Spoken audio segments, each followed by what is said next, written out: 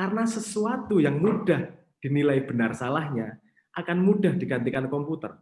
Dunia itu tidak hitam putih, dunia abu-abu, sangat banyak. Keadaan di mana kamu tidak nyaman, itu menunjukkan bahwa kamu punya kesempatan untuk tumbuh.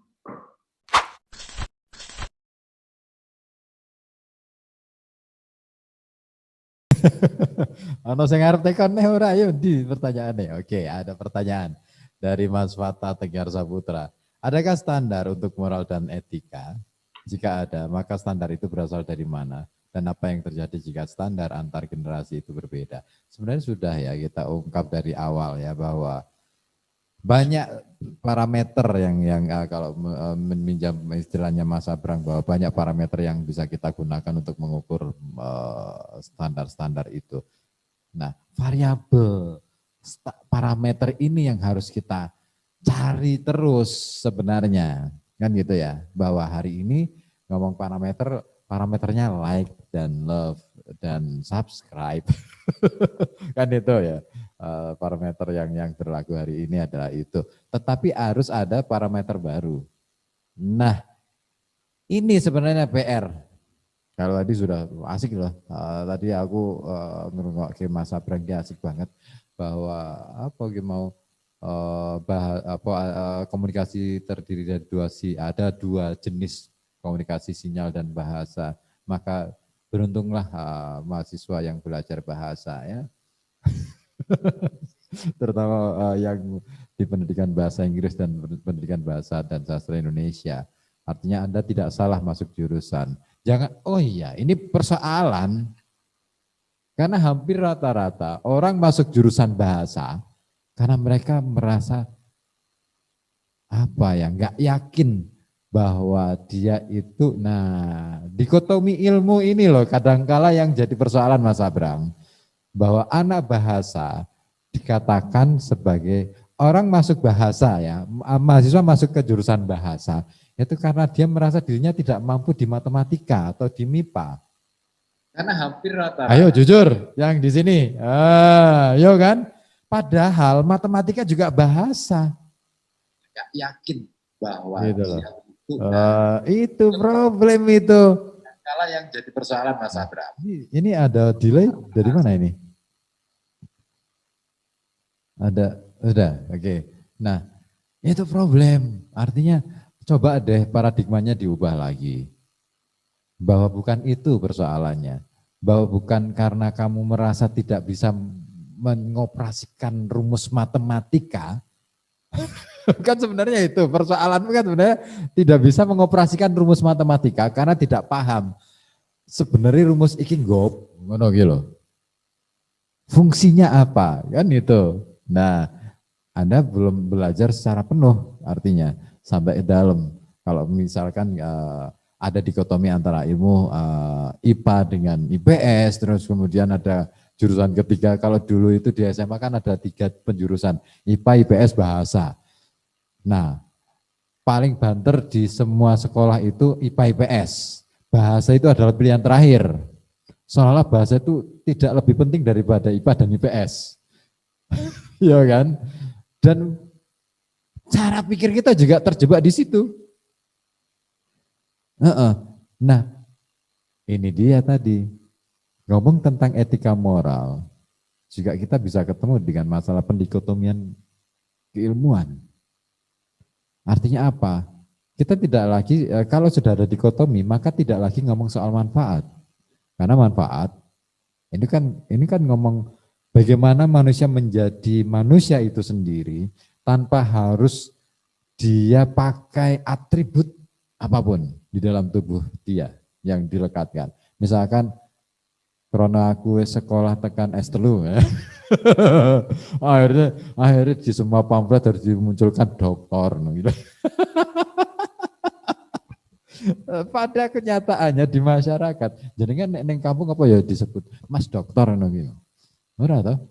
Nah ya, tanggamu kan ora mungkin Mas Dokter, ngertine DR ki dokter. Idone ra iso nyuntik. itu persoalan. Ini standar juga loh ya. Apakah ketika Tapi bukan berarti kita tidak mengabaikan bahwa di dalam ruang akademis ada penyebutan-penyebutan semacam itu. Misalkan dalam hierarki itu tadi, karena parameter di setiap lingkungan punya ruangnya masing-masing. Gitu. Artinya ketika kita masuk ke ruang akademis, maka gelar-gelar akademis itu menjadi penting.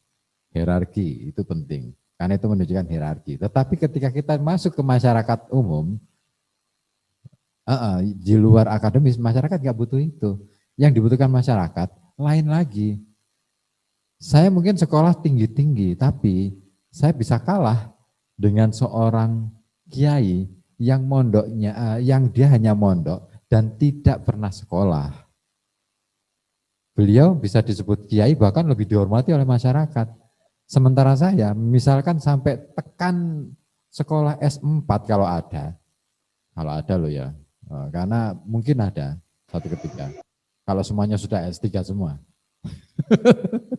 Nah, itu kan aku rak mungkin disebut Mas Profesor, rak mungkin.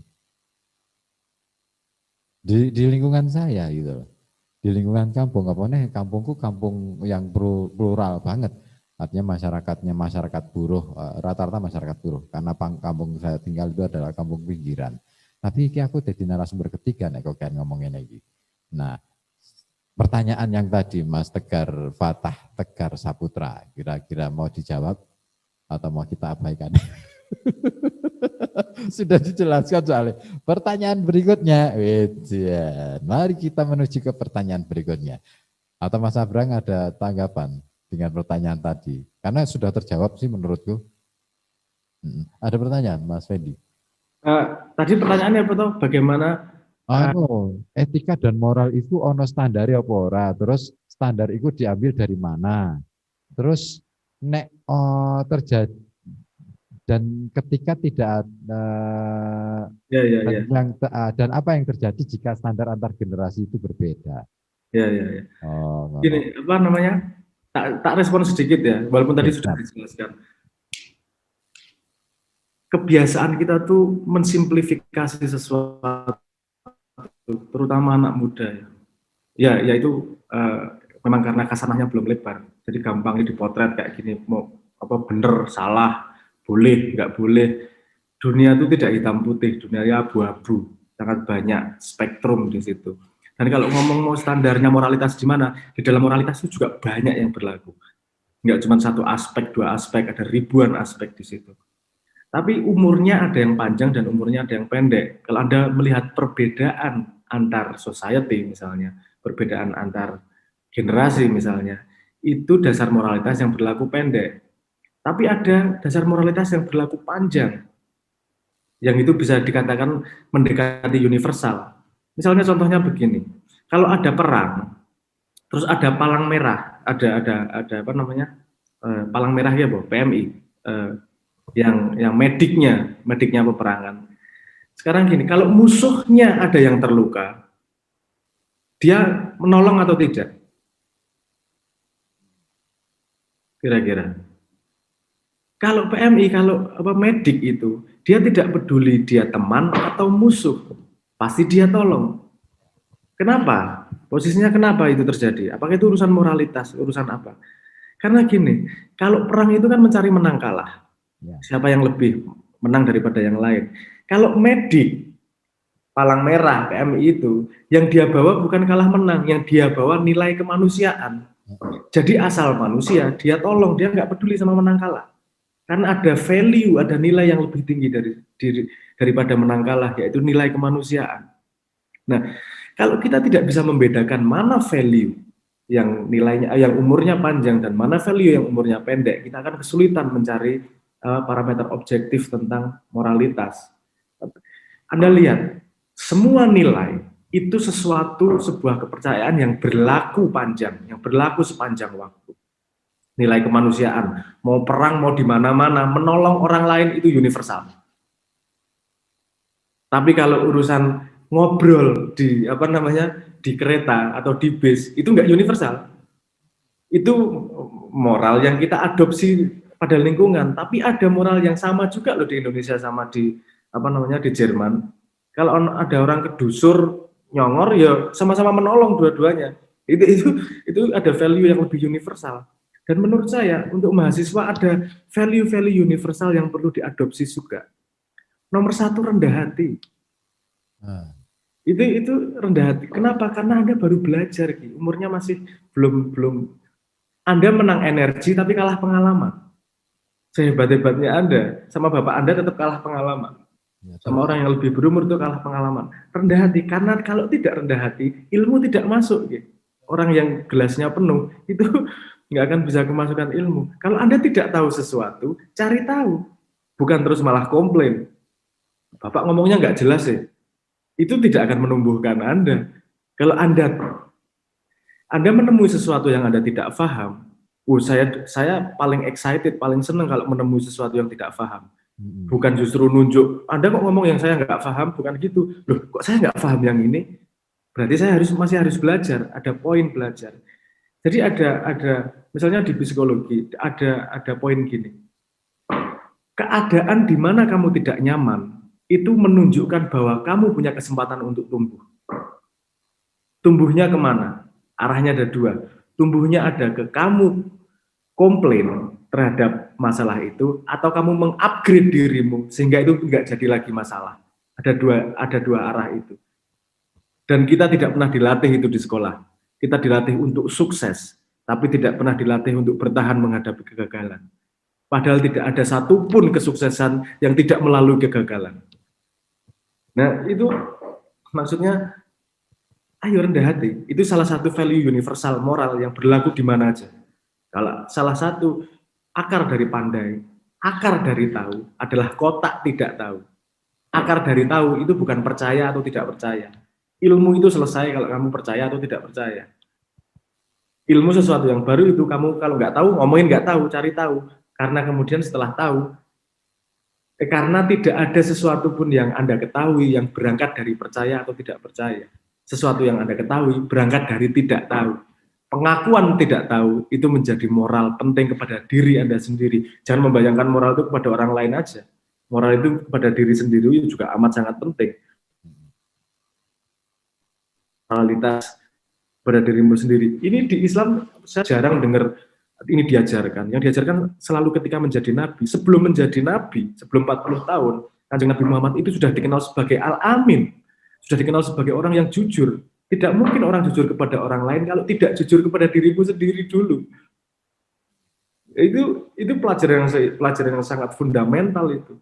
Kalau nggak tahu ngomong nggak tahu, kalau saya bodoh ngomong saya bodoh, kalau saya jangan menyalahkan orang lain, itu moralitas tanggung jawab terhadap dirimu sendiri. Kalau kamu belum bisa itu kepada dirimu sendiri aja, jangan mengharapkan orang lain kemudian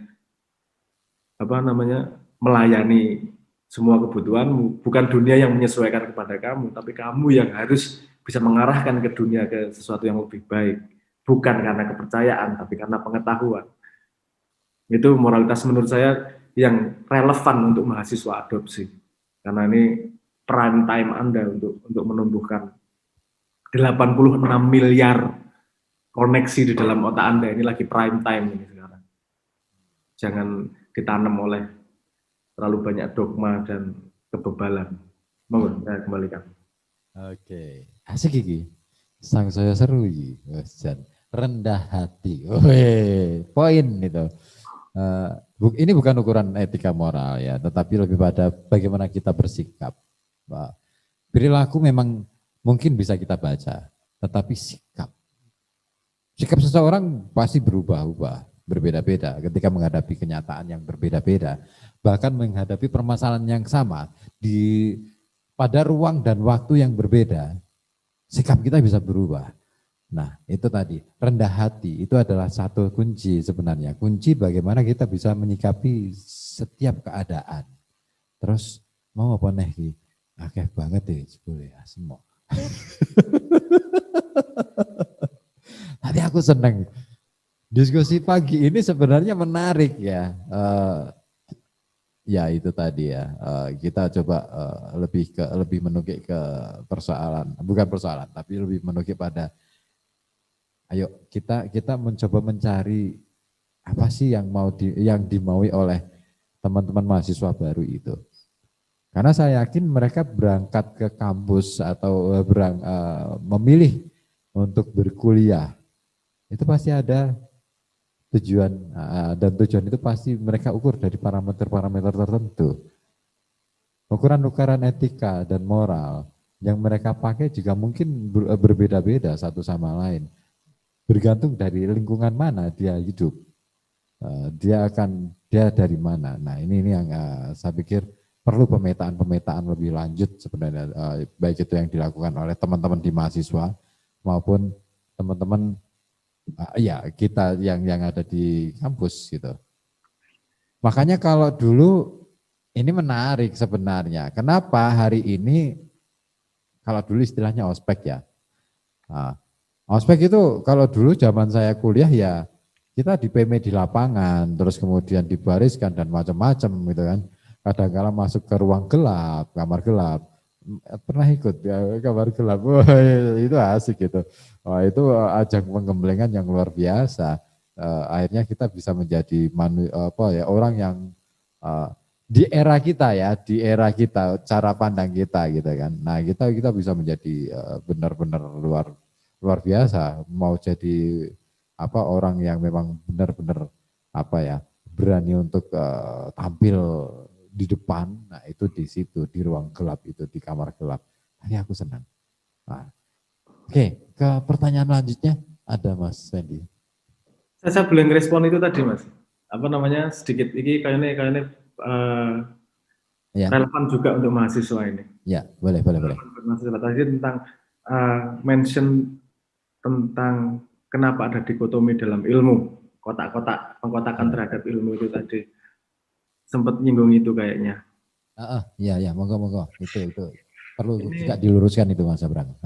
Enggak diluruskan, saya petakan saja. Ini mungkin teman-teman ya, mahasiswa belum menggali sejauh ini ya, orang pelajaran yang SMA itu soalnya. Tapi nanti akan muncul istilah-istilah yang tidak difahami, tapi kalau pengen tahu lebih jauh ya dicari. Itu pentingnya kerendahan hatian itu tadi. Karena saya pengen pakai istilah formal bukan karena pengen sombong, tapi agar bisa dicari di Google untuk menuju tempat yang tepat. Gitu loh. Saya kenapa pakai istilah formal itu? Gini, pendidikan sekarang, ini tadi kita ngomong teknologi. Teknologi adalah sains yang diaplikasikan di bidang industri dan komersial. Jadi kalau ngomong perkembangan peradaban sekarang ini, kan kita bisa ngomong ini perkembangannya berasal dari revolusi industri Perancis. Nah, revolusi berarti sains sama revolusi industri itu bergandengan nih majunya. Jalannya bergandengan. Nah, karena itulah sehingga efek pendidikan itu memenuhi kebutuhan industri. Dan sains itu juga nempel di industri. Jadi dibutuhkan pendidikan massal, pendidikan seragam cepat seperti pabrik yang pengen produksi massal. Nah, karena sains yang menemani, sains itu punya paradigma dasar sejak Descartes. Kalau nanti Anda cari sendiri siapa itu Descartes. Sejak Descartes itu ada nama di sains itu ada nama paradigmanya yang disebut sebagai paradigma reduksionis. Sekarang sering disebut sebagai Newtonian reduksionis. Apa itu reduksionis? Reduksionis adalah mencoba mengetahui masalah dengan cara memecahnya menjadi bagian-bagian yang kecil. Sehingga terjadi kotak-kotak. Karena dia ingin mengetahui masalah dengan memecahnya menjadi bagian-bagian yang kecil. Sehingga efeknya terjadi pengkotakan terhadap ilmu. Karena itu sangat berhasil di dunia natural science, di dunia IPA. Tapi itu tidak begitu berhasil di dunia IPS. Tapi di dunia IPA itu sangat berhasil. IPS pengen, makanya pakai parameter yang sama. Nah itu disebut sebagai paradigma reduksionis. Itu berlaku sampai ini mendominasi cara pendidikan sampai sekarang ini. Nah itu jadi kalau ada pengkotakan dalam kuliah, dalam pendidikan, itu adalah efek samping dari reduksionis tersebut, paradigma reduksionis. Sebutannya sekarang sederhananya sering disebut sebagai Newtonian reduksionis. Kalau Anda lihat misalnya awal abad 20 19-an ya, awal 19-an, itu natural science, IPA, itu dibagi menjadi 6 bidang ilmu aja.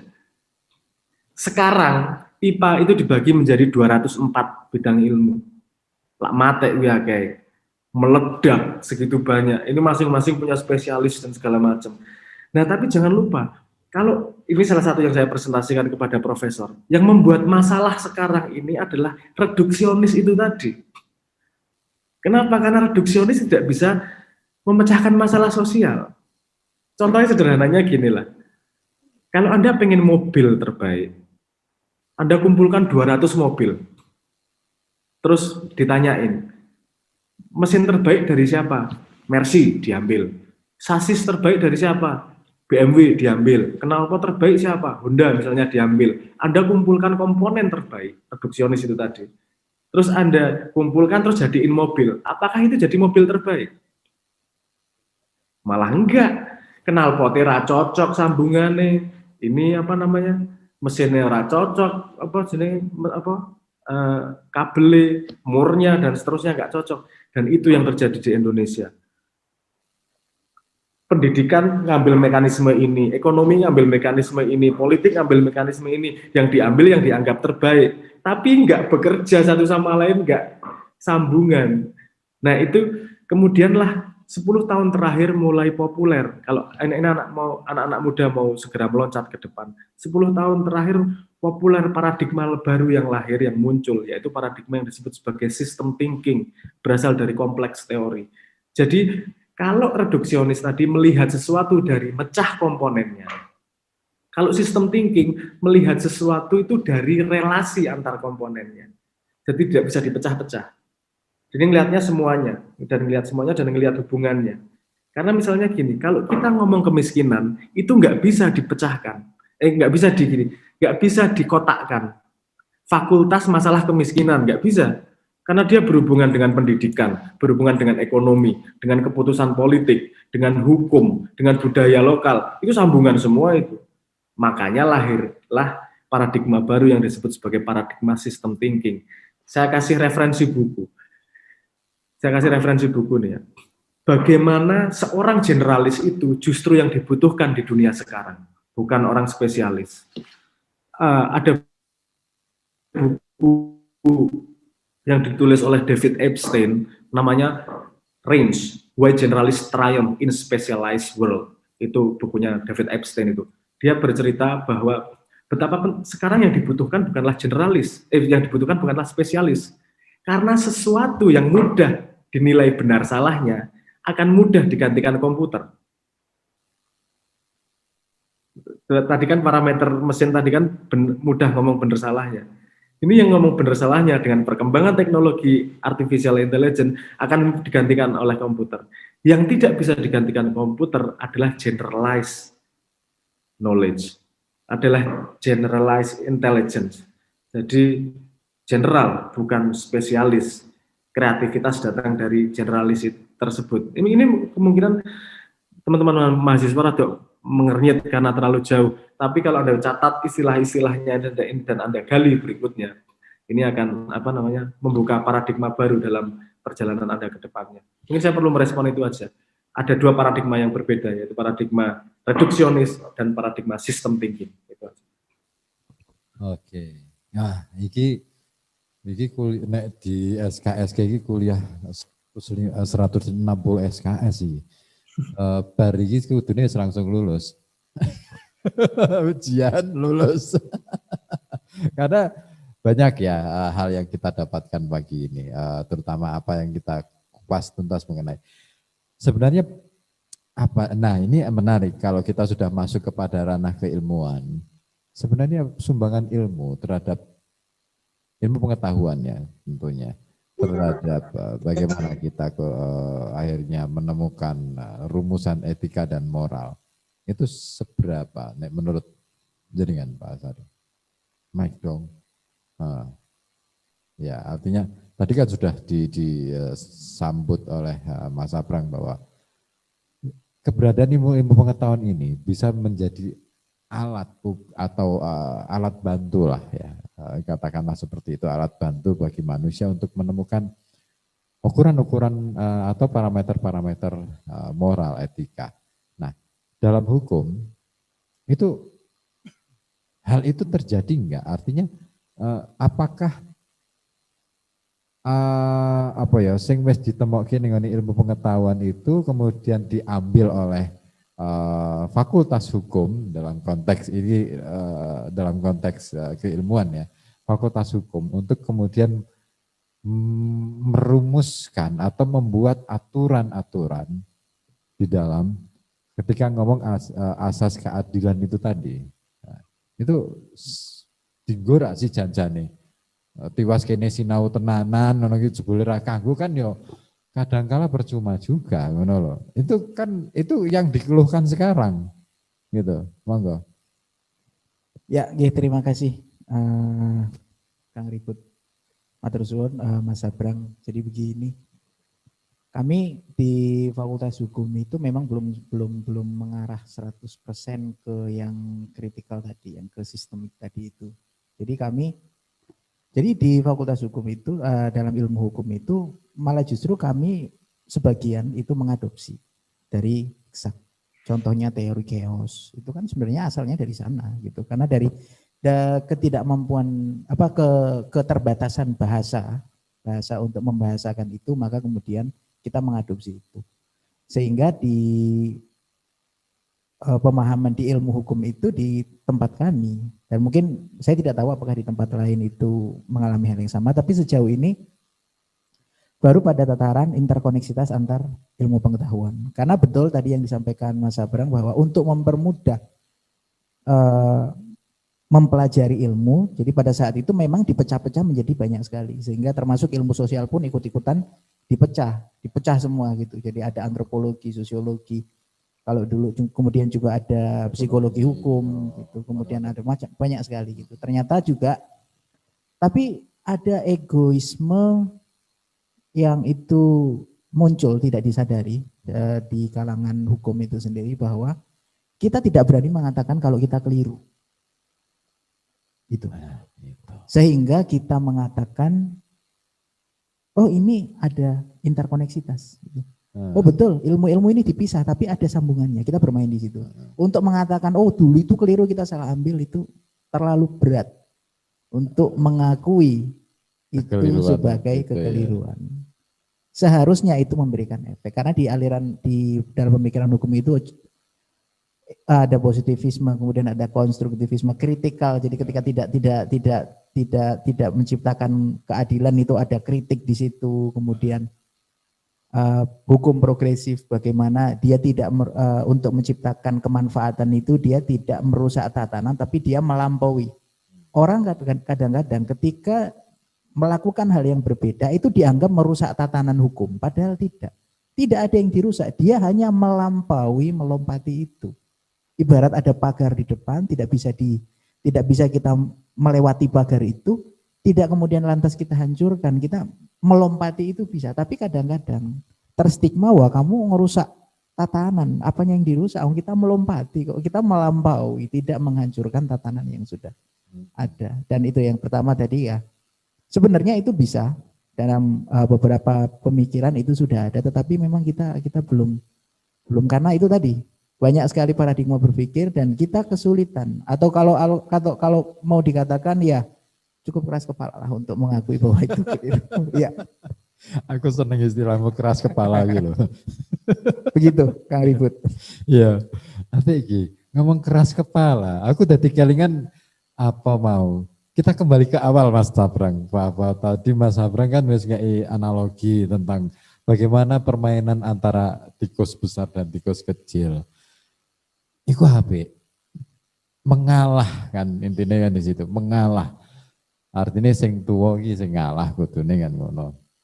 Sing cah cilik ya kon rendah hati, tapi sing tuwa ora gelem ngalah ya padha percuma. Kadang-kala kan gitu. Kan itu. Artinya berkorelasi satu sama lain. Yang tua merasa dirinya lebih itu pun juga keliru, tetapi harus berani untuk mengalah bahwa iya, kalaupun ada yang salah, harus kita akui. Mengakui salah, mengakui kalah, itu berat, bener berat banget. Aku dewe iki yo kon ngene wae. Aku tidak akan ke sistem yang lebih besar ya. ke dalam keluarga saja misalnya wis. Aku dolanan karo anakku. Terus kemudian main kerambol iki. Anak cilikku iki sing umur 5 tahun, 6 tahun, lagi seneng-senenge dolanan kerambol. Setiap hari, apa meneh sore, ayahnya pulang gitu. Dia selalu, ya main kerambol yuk. Ayo, wes. Tapi kadang-kala, ya gimana ya, di satu sisi, ketika kita pulang kerja itu rasanya kan wes capek banget. Rasa menjadi manusianya kan sudah hilang. Jadi ketika pulang kerja, diajak main sama anak, itu kadang-kadang, bentar lah ya sedang capek. Aku kadang-kadang merasa berdosa loh. Berdosanya ngene. Loh, iki kan akibat ulahku. Kok aku kemudian mengabaikan keinginan dia gitu loh. Dulu dia lahir ada karena inginku. Gitu loh. Karena inginku juga gitu loh. Tapi terus begitu dia wis mulai minta macam-macam. Loh, asem gitu. Aku egois gitu loh. Tapi kemudian di satu sisi, apa sih gawe aku egois? Itu kan menjadi persoalan blunder. Tapi jangan-jangan itu yang dirasakan oleh semua orang. Gitu ya. Itu jangan-jangan dirasakan oleh semua orang yang sehari-hari dia ribet dengan pekerjaan. Nah, ini ngomong soal etika tadi, bahwa jangan-jangan hari ini kita ngomong etika dan moral karena kita merasa bukan manusia lagi, loh. Sing berat ning kono lho Mas Abrang. itu ya. Jangan-jangan itu persoalannya. Kita gagal menemukan diri kita sebagai manusia. Bahkan pelajaran filsafat ilmu saja tidak memberikan pengetahuan tentang siapa itu manusia. Tapi yang lebih dikejar adalah pada persoalan yang paling utama. Biasanya nek mata kuliah filsafat ilmu, yang bab paling utama dimunculkan kan biasanya manusia itu punya rasa ingin tahu yang tinggi. Maka kamu sebagai makhluk berpikir, kamu harus punya rasa ingin tahu yang tinggi. Tetapi belum pernah ngomong tentang, kamu coba deh tengok pada dirimu sendiri. Ketahuilah dirimu sendiri, tanyailah dirimu sendiri, siapa kamu dengan berbagai unsur dan elemen yang ada di dalam tubuhmu itu kamu mau ngapain dengan pengetahuan yang ingin kamu capai.